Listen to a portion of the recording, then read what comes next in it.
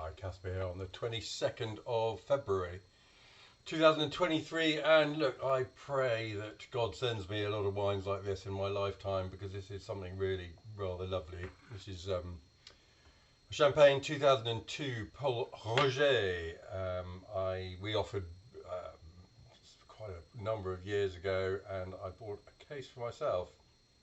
And it's Victoria's birthday, so I thought we would open one. We had one for a friend's birthday a month or two ago, and just opened another one.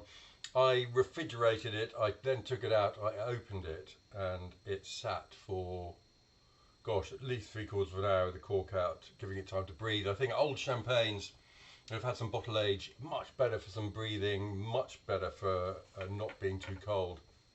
So what have we got? Gosh, it's quite a bold colour. It's deepened into a deep, faintly coppery gold colour, and of course the mousse has slowed up considerably. It's much less fizzy than it was, but it looks healthy. Lovely clear thing in the glass, and goodness me, what am I smelling? It's a dry nose, full of sort of saline spiciness to it. Smells of old dried pear slices. And lots of nut as well. There's a very nutty character to the aromas. That saline thing gives real tension to the nose. It smells absolutely wonderful, I must say. I'd say it's not exuberantly fruity. The aromas are really quite dry.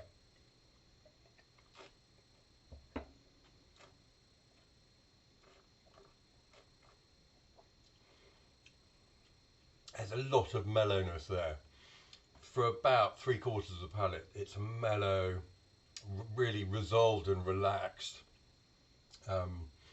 Mouthful of wine, as I say, that bead, the bubble has integrated fully and just calmed right down.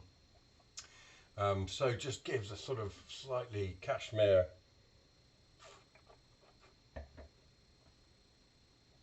texture, just adds to that feeling of mellowness. And it's nut, it's dry,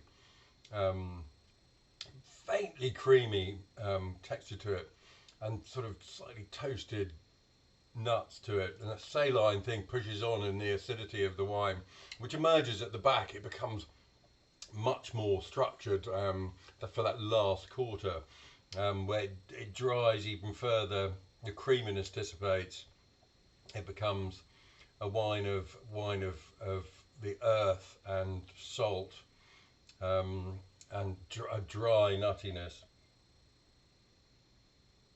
It's even got a slight sort of dried flower component to the aromas, and a little bit of sort of exotic hardwood, maybe even camphor wood or something. A little bit of wintergreen or mint even.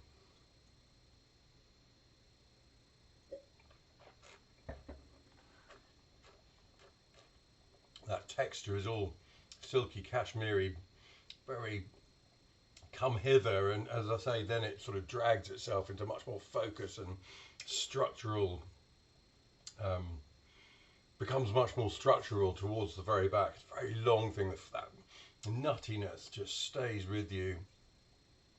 It's a really sophisticated and utterly delicious glass of wine, and I'm very glad to say I inherited another 6-pack of this wine, and so I have quite a few more bottles. I've probably got another 8 or 9 bottles of this, and I think, is there any hurry to drink it? I don't think a massive hurry. I think it'll last another 5 years plus. I mean, it depends how you like your champagnes. The English certainly used to be famous for liking what the French thought of as being knackered old wines from Champagne, but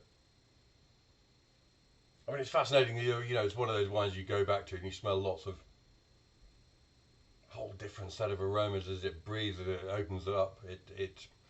It undergoes a metamorphosis into a series of different things. It has a cumin aroma, slight smell of cress to it now, but overall it's that relaxed, mature, mellow set of aromas, but with vigour.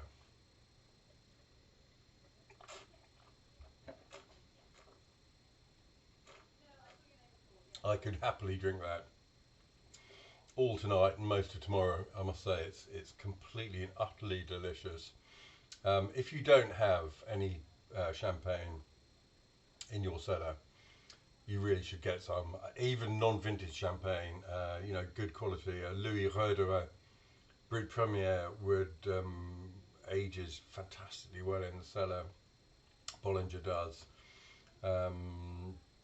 Pretty much any decent non-vintage champagne will age well, and then these vintage champagnes just become something so fascinating, and this is fascinating and thoroughly delicious. It really is. That's been 2002 Paul Roger. I'm going to sign off and I am going to enjoy every last sip of the bottle. It's fabulous.